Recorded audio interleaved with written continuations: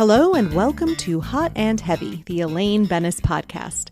I'm your host, Shivani Desai. Today I'll be talking about Season 7, Episode 20, The Bottle Deposit. Hello, everyone. I hope everyone's doing very well out there. I'm frustrated right now. I'm having microphone issues. It's just not fun. This is actually my fourth attempt at recording. I started 3 other times and my mic keeps getting unplugged and I'm just at my wit's end. I think I figured it out. I basically have to hold it at a weird angle and keep the plug in. You don't care, but that's just what's going on over here. I really don't have any banter this week. I didn't have any Seinfeld IRL moments to mention. Nothing notable happened. I guess I could talk about my life, but you know what? This is a 2-parter, so let's just get into the episode. There are 2 synopses for this episode because, like I said, it was a 2-parter. So in my coffee table book, there are 2 separate write-ups for what happens in each part. So for part 1, Kramer and Newman concoct a scheme to make money returning empty bottles. George is given an assignment without knowing what it involves, while Jerry's mechanic steals his car. Elaine purchases JFK's old golf clubs for Mr. Peterman, then is horrified to learn she left them in the back of Jerry's stolen car. So that was part 1. Part 2, the synopsis is as follows.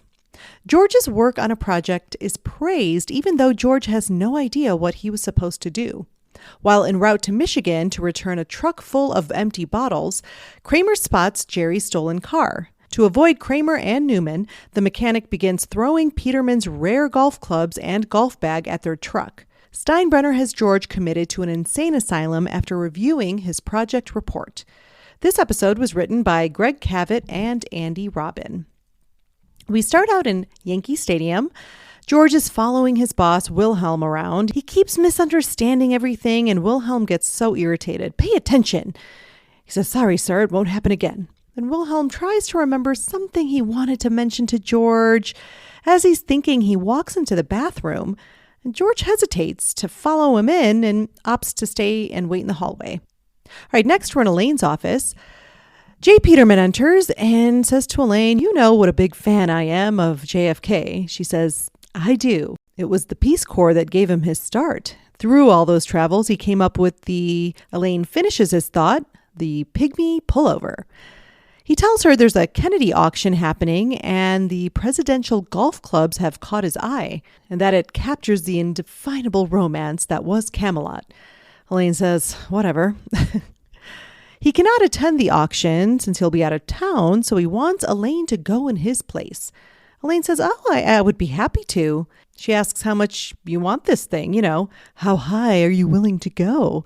He says he can see spending up to $10,000 and that he'll have his secretary write her a signed check. My take on this scene, it's fine. We're just introducing Elaine's plot. I like that we get a glimpse of friendly, affable Elaine at work. I mean, you can tell she's flattered that he's asking her to go in his place. I also love the whatever after he mentions the indefinable romance of Camelot. I mean, we know from the past that Elaine has complicated opinions about the Kennedys. From that baby shower episode, she's sucking up to her friend about the Kennedys, but she also badmouths them. Like, everyone's so obsessed with them. Who cares? And then, of course, she almost dated JFK Jr., and I thought that would actually have been fun for her to mention to J. Peterman, but whatever, didn't happen. Anyway, that whatever response is pretty loaded given her Kennedy past. All right, next we're in Yankee Stadium. George is still waiting outside the bathroom, so unsure of what he's supposed to do. He decides to go in, and Wilhelm is just finishing, taking a dump and explaining a big project for George to do. Oh, shit. George acts like he's been there the whole time. Yes, sir. And Wilhelm tells him to make this project his top priority, George. Top priority. All right, next we're in Jerry's apartment.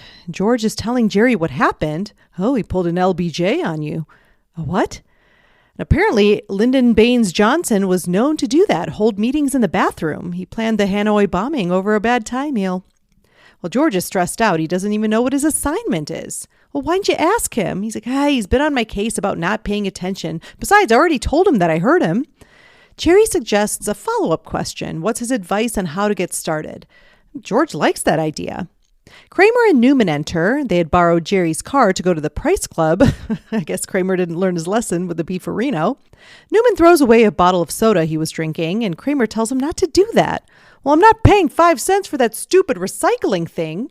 He says you get the 5 cents back. It's a refund. Jerry's like, what do you think the hobos are doing?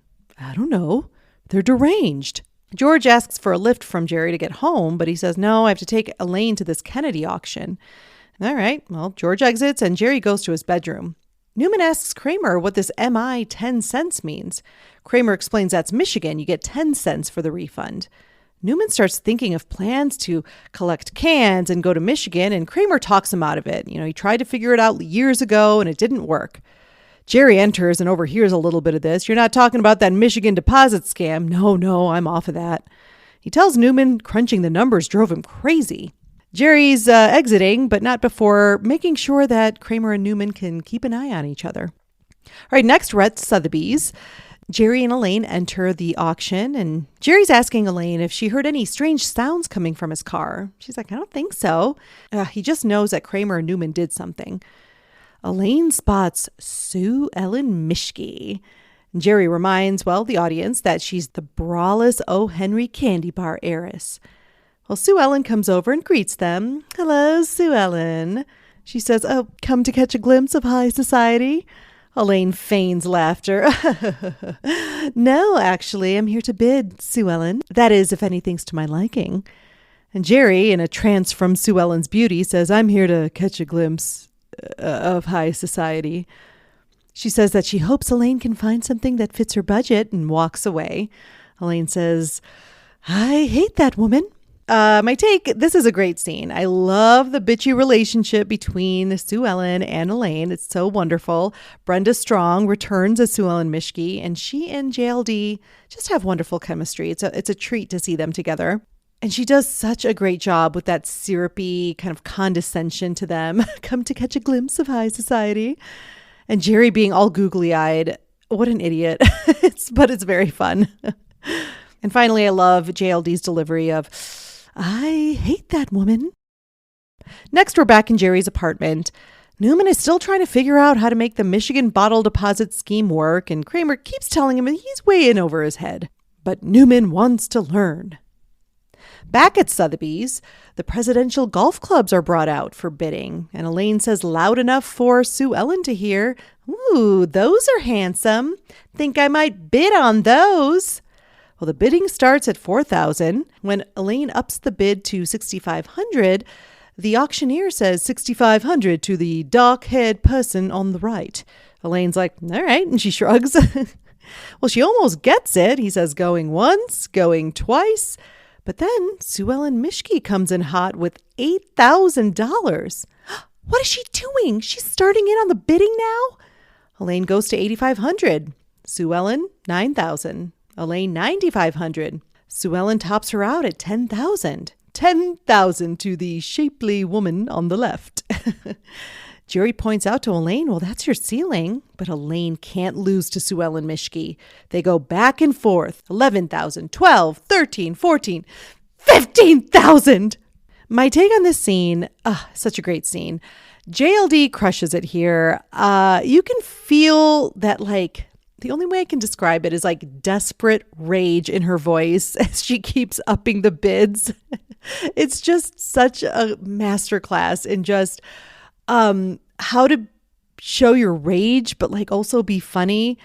And I mean, a pure example of how JLD can just make anything hilarious. The delivery of $15,000, it's amazing. I also love the descriptors that the auctioneer uses to describe Sue Ellen and JLD, or Elaine, the shapely woman and the dark-haired person. Just encompasses a lot there, really great device to illustrate the differences in these women's lives, like the privilege and then just kind of plain Elaine, even though Elaine's not plain. But in this circumstance, between the two of them, we're definitely supposed to understand that difference. All right, next we're in Jerry's car. Jerry and Elaine are driving back, and Elaine looks pretty stressed. Peterman's going to kill me. Jerry says, I really thought you had her there at 17,000. Well, you should have stopped me, Elaine says. Jerry asks if she can hear the clunking. A little. They pull up to Elaine's place and she says, oh, you know what? I'm going to get these clubs from you later. Then Elaine exits. When Jerry restarts his car, there's some smoke coming out from under the hood. He opens it and sees a bunch of food from the Price Club that Kramer and Newman had put in there. My take on this scene, classic move for Elaine to blame Jerry. You should have stopped me. Of course, she's not right, but I think we've all done that. We've shifted the blame when, like, we know we're the ones who screwed up. But sometimes we just, like, for a moment have to blame someone else. Oh, and this is something that always bugged me, and I was sort of happy to get an answer from the notes about nothing, so I'll just bring this up now. Why the hell doesn't she take the clubs from Jerry's car? Like, what is the reason? It doesn't make any sense. He's literally dropping her off right in front of her apartment. So I've never understood this. So in the notes about nothing, they talk about in the production script, this would have been explained that in Elaine's building, the elevator was broken. So she didn't want to have to lug the clubs up the stairs. So I think that would have been good to include. Otherwise, it just looks like it's her fault. I mean, like, you could have just taken the golf clubs. I'm not sure why you needed to keep him in his car. But yeah, so in the production script, apparently that was explained. And on that subject, like, have Jerry bring them up. Anyway, whatever. We're going to get more into my opinion of this storyline in a little bit. But I think you guys can guess. All right, next we're at Jerry's apartment. Newman is still trying to figure out the whole bottle deposit crap. Kramer's like, it's a dead end. Come on now. Jerry enters, so pissed. You put your groceries under the hood of my car?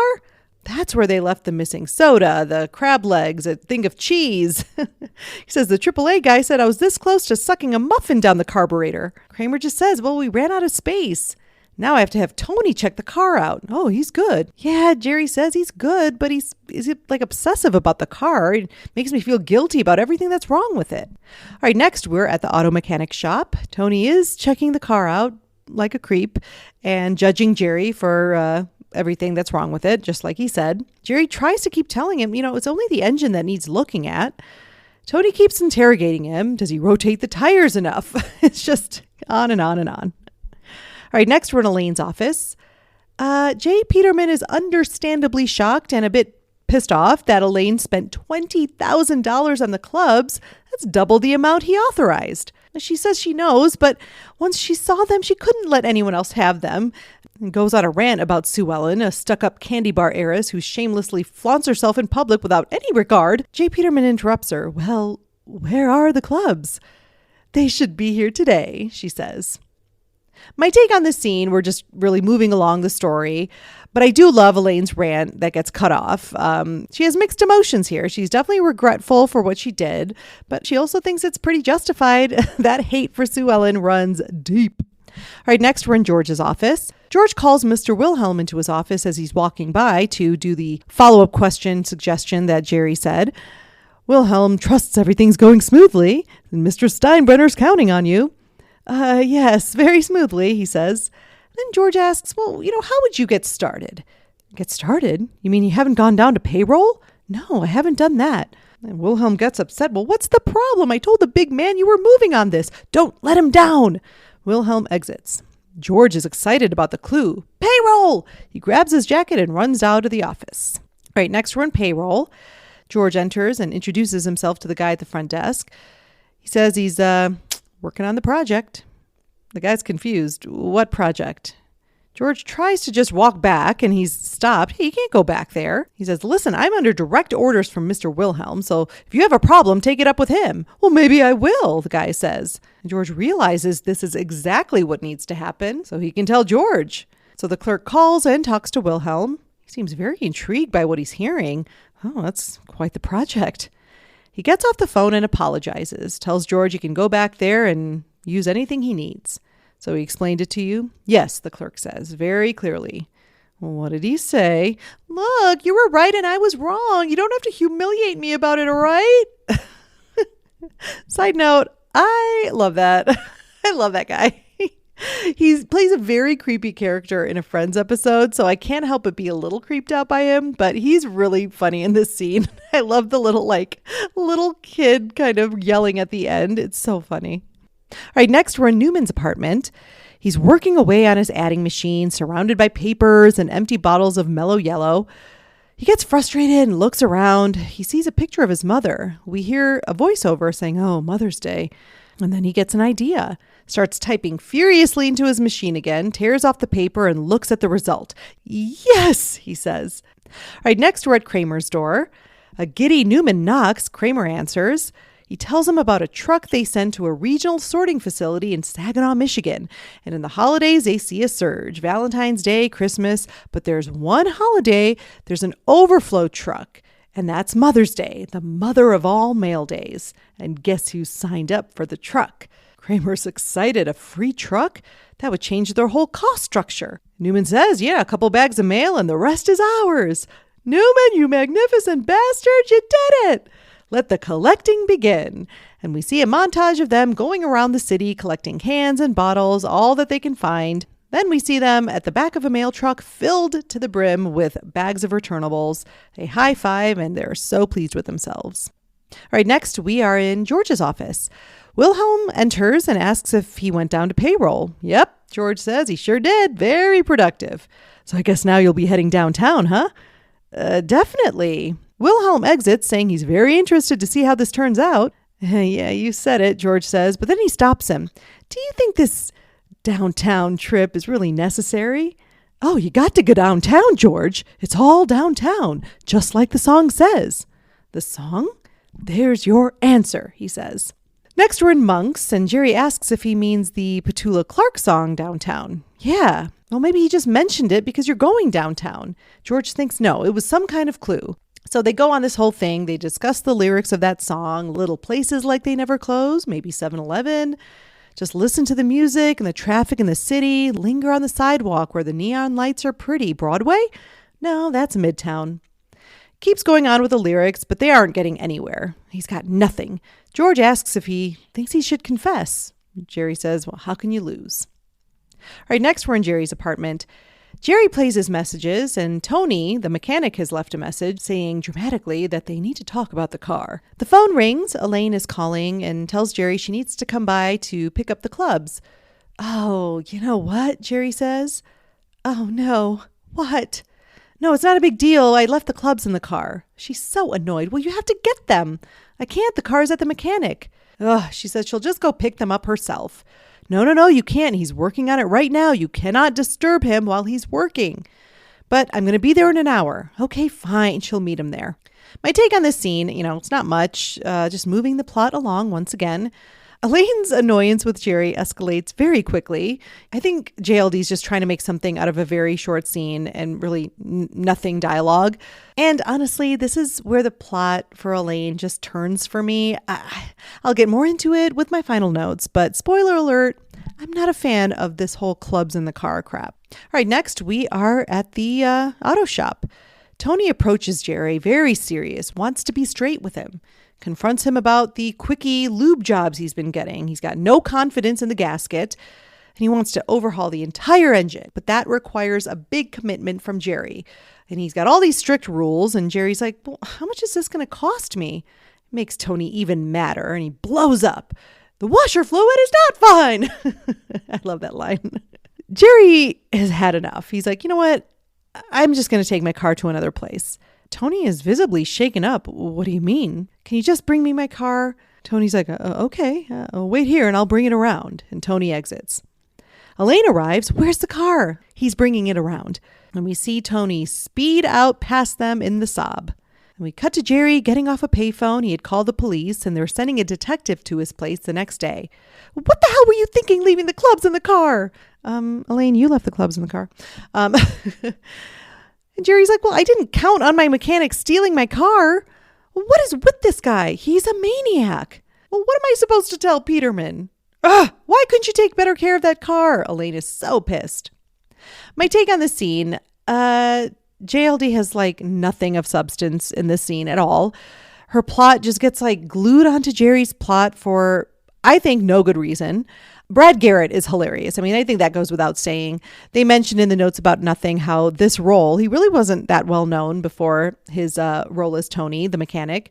And it really launched him to get the role as whatever his name was on Everybody Loves Raymond. I never watched it, but he plays Raymond's brother and ended up winning like 3 Emmys. So this role was huge for him in his career.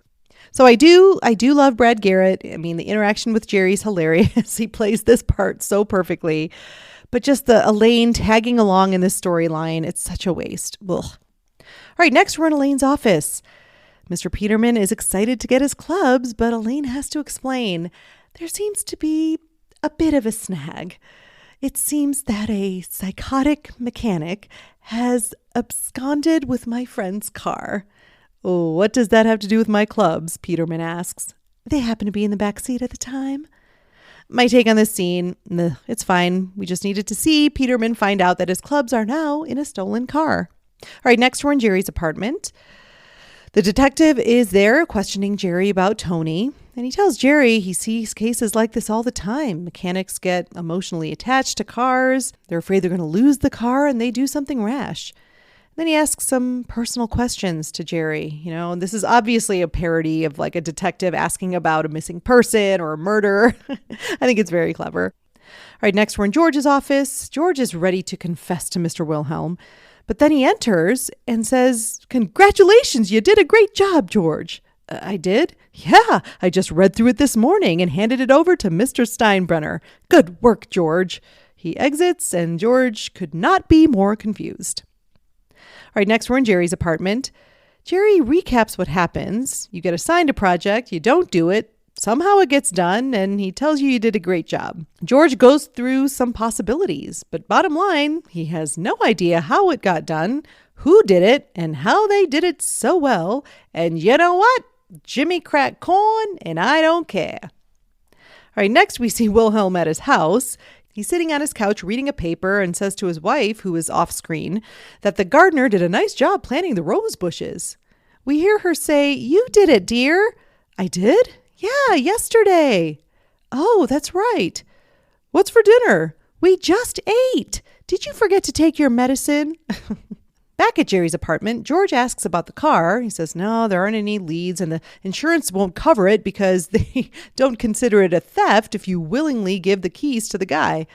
Elaine enters, asks about the car. Now they're looking. Jerry gets a phone call. It's the detective asking him to come to the warehouse at Pier 38. Tells Elaine that they may have found the car. She asks about the clubs. Are there any clubs in the back? Jerry asks. It's hard to tell. You better bring your service records.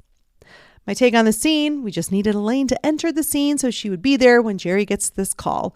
No comedy at all. None whatsoever. All right, next we're at this warehouse. An officer leads them to the car that's covered by a sheet and says, careful where you step. There's a lot of grease. The detective is there and thanks them for coming. Jerry introduces Elaine. She says, we used to date, but now we're just friends.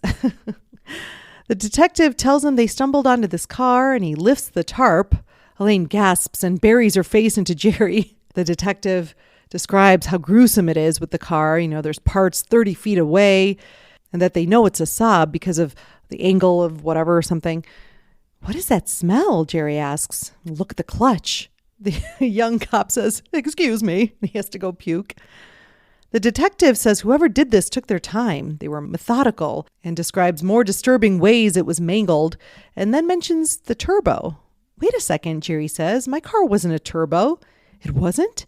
Jerry and Elaine start celebrating. It's a turbo! An actress runs in. Did you say turbo? Was it midnight blue? Yes, ma'am. The actress here is Bonnie McNeil. She plays the woman whose car is found. She's also appeared in The X-Files and Beverly Hills 90210. Not a ton of credits to her name, but I think she does a good job here. Her tone fits with this whole parody of a murder scene. Very funny performance. And then my take on the scene, it's a fun scene. I do love this whole parody theme here. JLD doesn't get any punchlines or jokes, but her performance being so horrified by the quote-unquote gruesome car being dismembered or whatever. It's funny. It's really funny. Very well written. And I love the cop that has to run away to puke. Just a clever scene all around. All right, next we're on the mail truck. We see Kramer and Newman having a great old time singing their own version of 99 bottles of beer on the wall. And they harmonize. It's actually very nice. All right, next at Jerry's apartment, Jerry gets a call from Tony. Where are you? Tony says he just wants to let him know the car is fine. I'm in a nice area, nothing to worry about. And he says, here, someone wants to talk to you. And he just puts the phone up and Jerry can hear the car running. He tells him, you better bring that car back. Tony says, nobody's given anything back. He says, listen, the registration may have your name on it, but the engine is running on my sweat and blood. And he hangs up. Where do I find these guys? Jerry says. Next in the mail truck, it's daytime now and everything is going as planned and better than the estimate, in fact. And then Kramer sees a car drive by and it's Jerry's car. It's New York plates and they're in Ohio. Those are good odds. So he calls Jerry from his cell phone. He asks for his plate number and yeah, sure enough, it's a match. We got him, Jerry. We're right on his tail. Jerry then calls Elaine and tells her the news and she leaves her office to come over. All right, next we're in Jerry's apartment. Elaine enters and asks for a status update. Jerry hasn't heard anything yet. Well, are they going to call the police? He's like, no, they don't want to get in trouble for using the mail truck. And Kramer doesn't want a record. He already has a record. Well, not a federal record. The phone rings and they both run to different phones to answer. And Kramer says, yeah, they're still on him. But he's getting off on an exit. He's going south. And Kramer can't follow him because they're going north to Michigan. And Jerry and Elaine pressure him to go south, but Newman is yelling at him to go north. Finally, Kramer takes the exit to follow Tony, and Newman is so mad, ruined all their plans. Well, the ramp is too steep to keep up with Tony, so he tells Newman to hold the wheel, and he needs to unload some weight. So he goes in the back and starts throwing the bags out the back of the truck, littering terribly. My take on this scene, lots of action in the scene, but all Elaine gets is yelling into the phone. It's not that funny. All right, next we are in Steinbrenner's office. George enters because Steinbrenner wanted to see him. He tells George he read his project and George is all proud of it. But then Steinbrenner starts asking if he's going through any emotional problems. No, sir. Drugs? You on that crack cocaine? No, sir. What are you talking about? Steinbrenner says that he read the report. It was very troubling, a very sick mind at work. And then these men come in and start taking George away to a psychiatric facility. George panics and tells him he didn't write the report. It just got done. He doesn't know how. Sure, George, sure. We end the scene with Steinbrenner saying, get better, George. All right, next we're back on the mail truck. Kramer is wondering why they're still lagging after dumping all the cans and bottles cargo. Then he realizes what's really holding them back. Kramer makes up a pie stand that they just passed and tricks Newman into getting off the truck, pushes him out, and drives off after Tony. He cuts to him on the phone with Jerry. I'm back on track. We see Newman trying to hitch a ride to no avail. Finally, he's making his way through a cornfield and sees a farmhouse. He goes up to the door. The farmer answers, and Newman explains that his mail truck was hijacked. The farmer welcomes him in, but he only has one rule, to keep his hands off his daughter, who pops up behind him. The actress here, Karen Lynn Scott, plays the farmer's daughter, whose name is Susie. I don't know if you're supposed to say it like that, but I always do.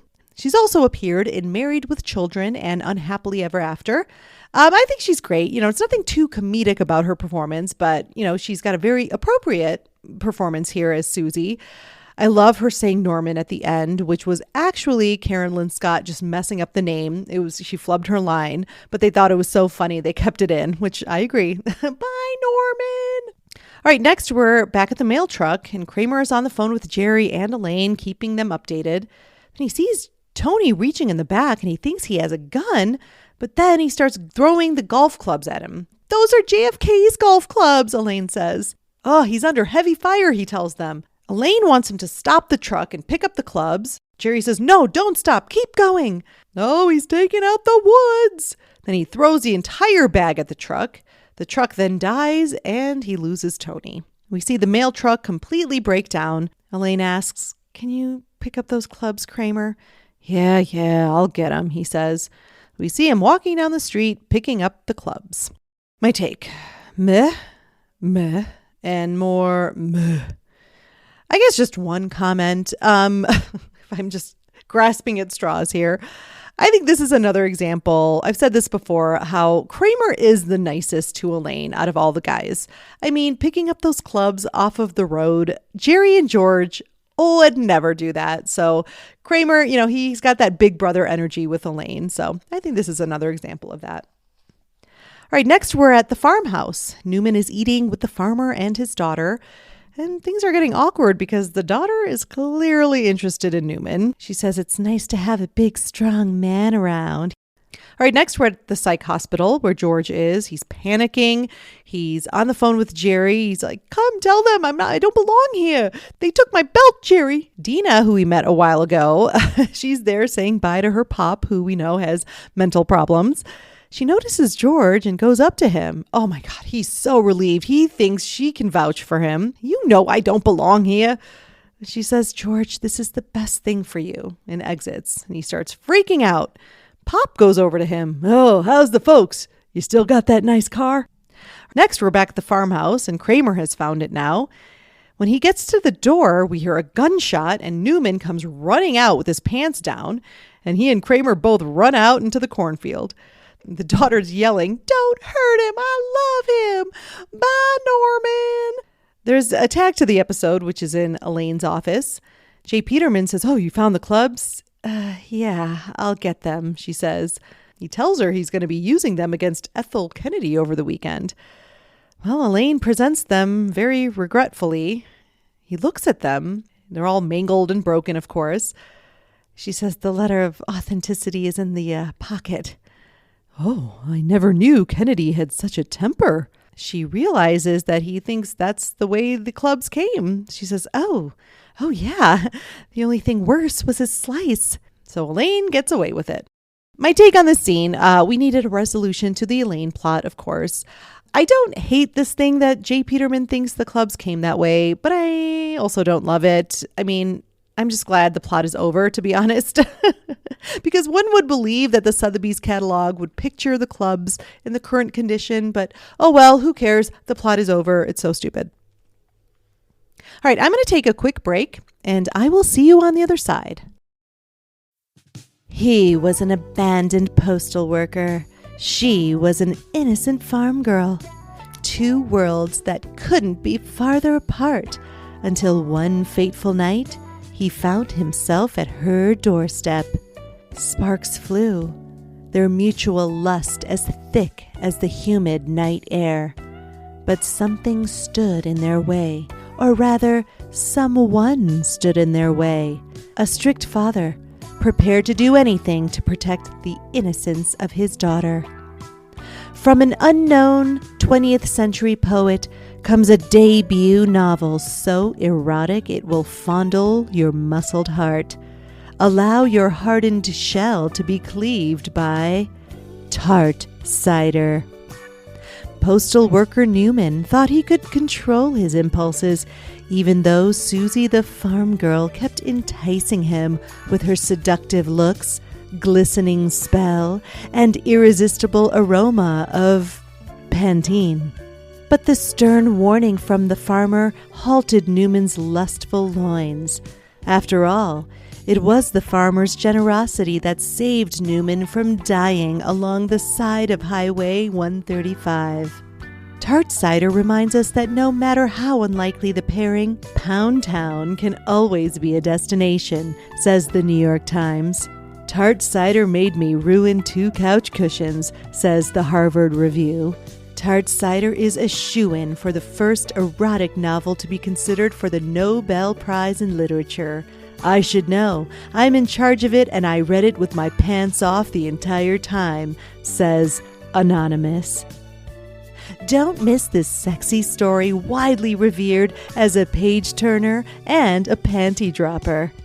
Tart cider is available wherever you find your books. For a limited time, you will also receive a 24-pack of Mellow Yellow soda, which will make sense once you read the book. Let's just say the yellow means something a little bit different. Tart cider. Your package has been delivered. And we're back. There were some notes about nothing. One that I wanted to mention because it helped me. I never knew why they called it Camelot. Apparently, it's just used to describe the JFK years as president, so 1961 to 1963. And that's it for the extras. So let's move on to Greg's Sack Lunch. Greg is our most dedicated contributor to this podcast, and every week he sends in a sack full of thoughts.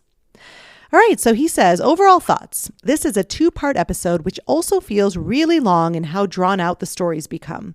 Did it need to be that long? I don't think so. However, it's a fun one and I enjoyed rewatching it, even if Elaine gets less than her fair share to work with.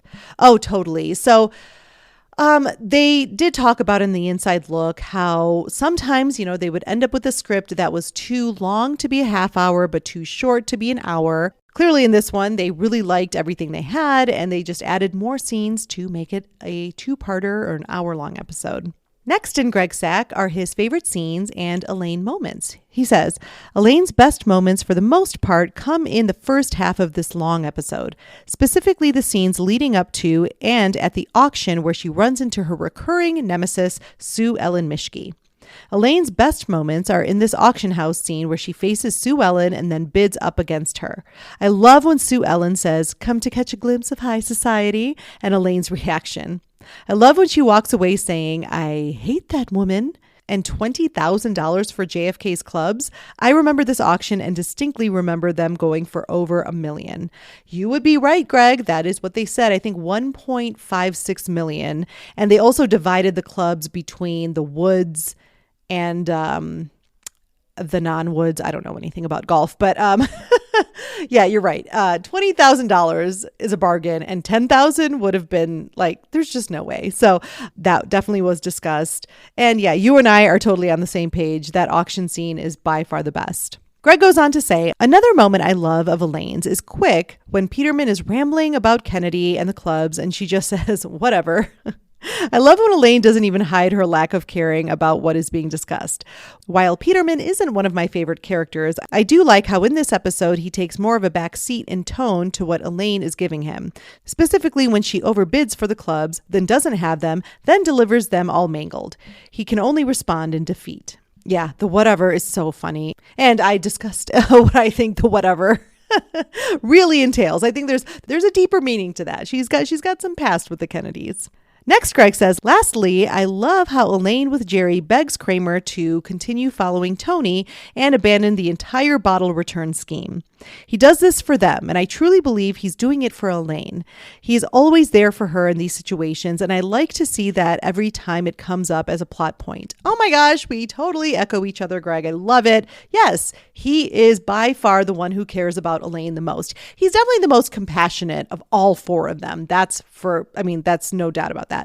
But yes, I do agree. I think ultimately, he's doing it for both of them, but just like the act of picking up all of those clubs, no other guy would do that for her.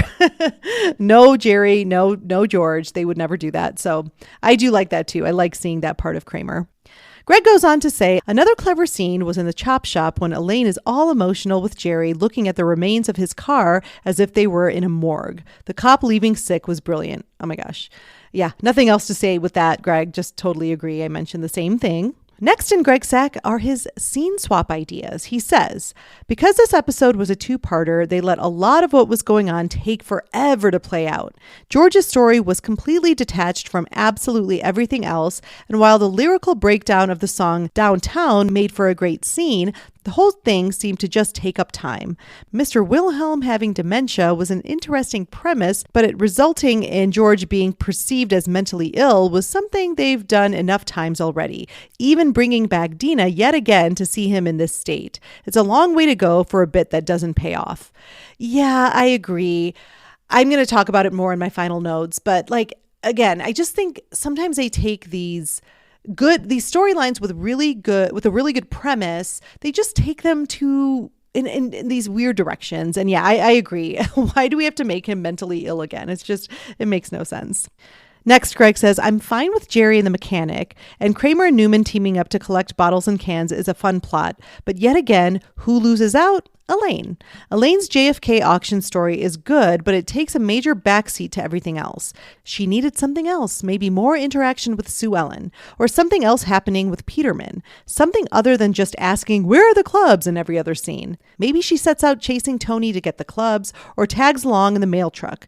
That would have been funnier than just her yelling into a phone. Oh my gosh, we, once again, just total same brain here, group mind, whatever you want to call it. We totally agree here, Greg. And I have an interesting scene swap idea, if I do say so myself, and I will get to that soon. The last thing I find in Greg's sack are his extra thoughts. He says, "We get a lot of good guest stars in this one. While I don't care much for Peterman or Steinbrenner, we get the return of Sue Ellen and Mr. Wilhelm, and of course, Newman. I also like Rance Howard, Ron Howard's father, as the farmer. But mostly, I really like Brad Garrett here as the obsessed mechanic. While they didn't reference Putty at all, Jerry's previous mechanic, I like Brad Garrett in this part. It went on for a huge chunk of the episode, and while I'd still have wanted some closure to it, I like how deranged he became. And why would Jerry call a detective and not go to the garage and talk to Tony's boss? All of this is nonsensical, so why am I even trying to rationalize their behavior at this point? I know, I have a whole freaking podcast, so I ask questions all the time that A, don't matter, and B, will never be answered, so whatever. Don't feel bad, Greg. I do this every week.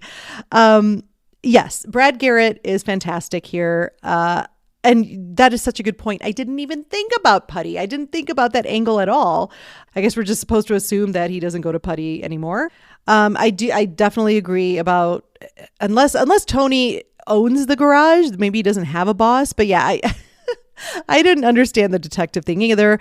But of course, it's there to kind of hamstring all that parody stuff that they do, which is really funny.